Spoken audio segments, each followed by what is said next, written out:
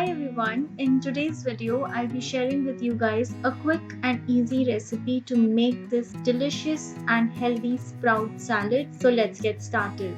To make this recipe you will need chopped cucumbers, some chopped tomatoes, some sprouts, and for the dressing you will need some organic apple cider vinegar, honey, lemon, Himalayan pink salt, some black pepper, and some extra virgin olive oil. To make the salad, I'm going to add the tomatoes into the cucumber and I'm also going to add the sprouts to it.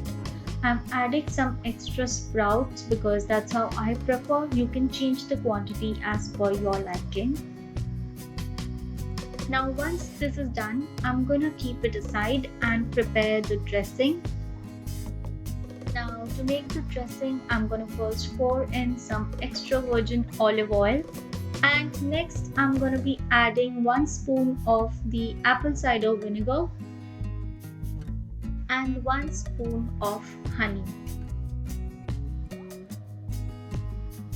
Now adding some pink Himalayan salt as per taste, some crushed black peppers and some lemon juice.